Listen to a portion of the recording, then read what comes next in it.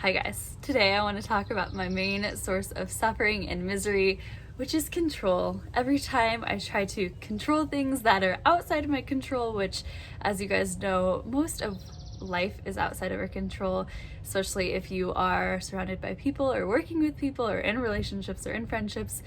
There's a lot outside of our control all the time. And every time I try to pretend that I do have control or cling on to things that I think are in my control and are not, everything goes downhill for me. So that's what I wanted to start our Monday off, which is actually a story from last week. So last Monday morning, I was actually in this place of self-pity.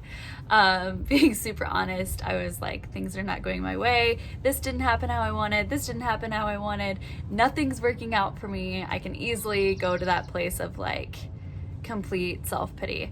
I was trying to do everything to pull myself out of there and not get deeper in it. I was super self-aware that I was in that place I didn't want to be. But here's a lesson that I learned from being in that place is that self-pity is a disguise for control. I had never thought about it this way, but now every time I am feeling self-pity, this will be my indicator that I'm trying to control things that are outside of my control.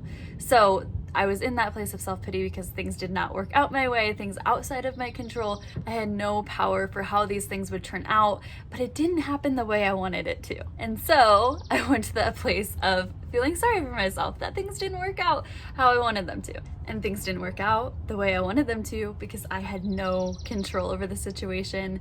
And if I would have just let go and known that it was outside of my control, then I wouldn't have been in that place and I could have just moved on quicker, not made myself so miserable and so self-loathing. I would have just been able to focus on what I needed with my day and my actionables and getting back to being a grateful person that has a lot to appreciate in their life.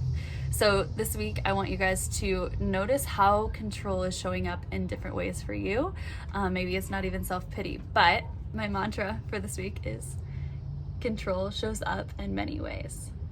So if we can be aware of how control shows up for us individually, then when we have that character defect show up, for me, maybe it's self-pity or not having things happen the way I intended them to, then I can be like, oh, that's just control showing up in a different form. What do I need to do? I need to let go and focus on the things that I am actually in control of, and that will lead me to places that aren't miserable and lead to less suffering in my life and being in a better place. So how does control show up for you? I would love to hear it.